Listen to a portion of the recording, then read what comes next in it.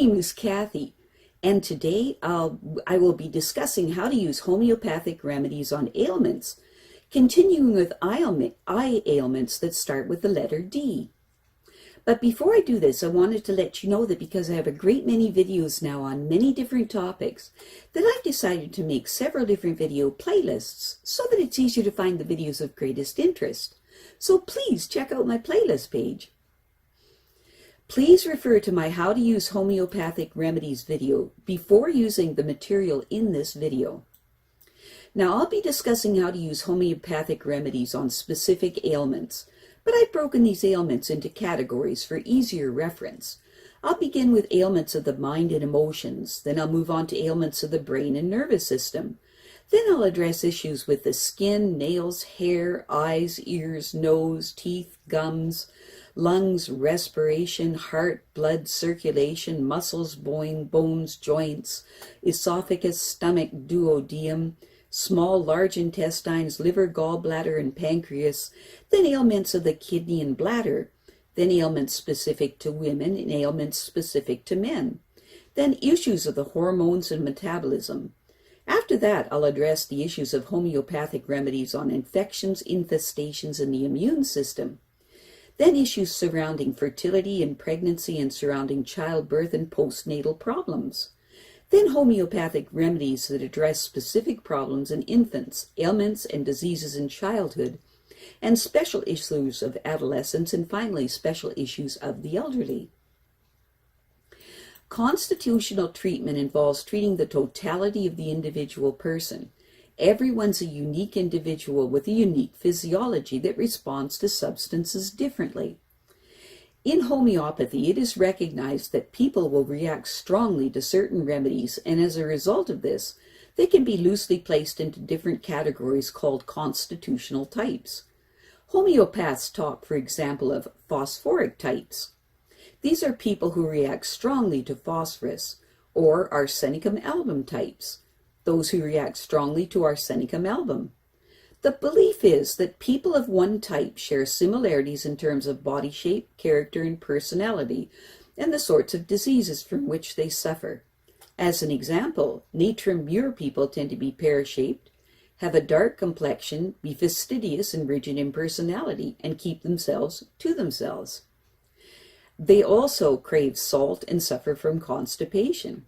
As another example, lycopodium types tend to be tall, gangly, and of stooped appearance, with an anxious expression and a craving for sweets, and a propensity to produce intestinal gas. Now, of course, constitutional types have their limitations. In reality, each person is an individual, and so there are as many constitutional types as there are human beings, and an account must be taken of the sum total of the person's inherent predispositions, past illnesses, diet, general reactions to the environment, intellectual and emotional features, and general attitude towards life. This is what is meant by constitutional treatment. Now, I'll be making detailed videos of the various constitutional types after I've completed the use of homeopathic remedies on ailments. The ideas, procedures, and suggestions in this video and all my homeopathic videos are not intended as a substitute for the medical advice of a trained health professional. Consult your physician before adopting the suggestions in this video. Now, if you're pregnant, do not attempt these techniques without the approval of your physician.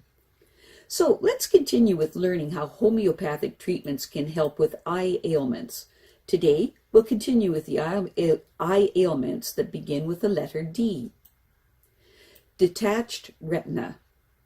The retina can detach itself from the underlying choroid layer for a variety of reasons. The most common cause is perforation of the retina due to injury. The retina may also be stretched too tight if the eyeball is too long from back to front, as in nearsightedness, or if the lens has been removed because of a cataract. Detachment can also occur if the vitreous fluid in the inner chamber of the eye shrinks away from the retina and tears it. Once detachment starts, vitreous fluid quickly seeps between the retina and the choroid, lifting more and more of the retina away from the choroid. Symptoms are flashes of light and black floating cobweb-like shapes, followed by a loss of peripheral vision in the affected eye, as if a curtain were being drawn. If left untreated, central vision will also be impaired. By the time symptoms appear, the retina has already been detached, so see your doctor within 2 hours, because surgery under anesthesia may be necessary. There is a small risk of recurrence after surgery, but a greater risk that the other eye will be affected, so have both eyes checked regularly. Constitutional treatments can help to prevent recurrence.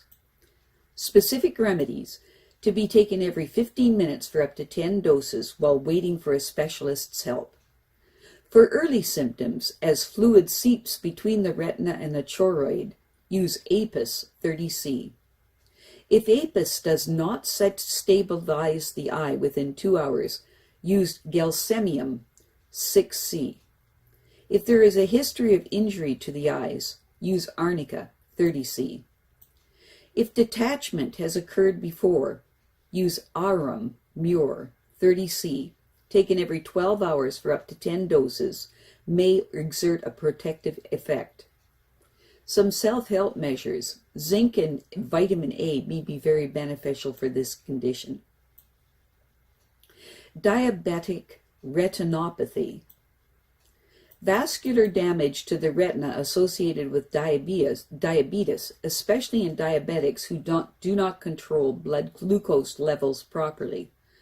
Leakage of blood from the retinal blood vessels can cause scarring of the retina or clouding of the vitreous humor or new blood vessels, also liable to leak, can form on the surface of the retina. The result is a reduction in sharpness of vision or permanent loss of vision. All diabetics should have their eyes checked regularly. This condition requires prompt treatment, so see your doctor within 24 hours. The formation of new leaky blood vessels can be prevented by laser surgery and by proper control of blood glucose levels. The homeopathic approach is to give constitutional treatment for diabetes. Specific remedies to be taken every 2 hours for up to 6 doses. As soon as floaters are seen, use Arnica 30C. If Arnica does not stabilize the condition within 12 hours, then use Conium 6C to help prevent further leakage of blood vessels into the retina. Once this condition is stable, take Euphrasis 6C every 4 hours for up to 6 doses. Some self-help measures. Sensible measures include increasing your intake of vitamins C, E, B6, bioflavonols, selenium, and zinc. Evening primrose oil is also beneficial. Dry eye. Dry eye occurs because of a lack of lubrication from the tear glands above the eyes, causing eyes to feel gritty and the whites to turn red. It mainly affects women, usually in middle age. It is sometimes linked to rheumatoid arthritis or to an allergy, especially to gluten, house dust, and pets. But it can also be a drug side effect. Your doctor will prescribe artificial tear drops. Hot rooms filled with cigarette smoke should be avoided. Some self-help measures. Euphrasia eye baths can relieve soreness temporarily, but taking extra vitamin C, B2, B6, and A, and evening primrose oil may have longer-lasting effects. I have a great many videos now on many different topics, and so I've decided to make several different video playlists so that it's easier to find the videos of greatest interest. So please check out my playlist page.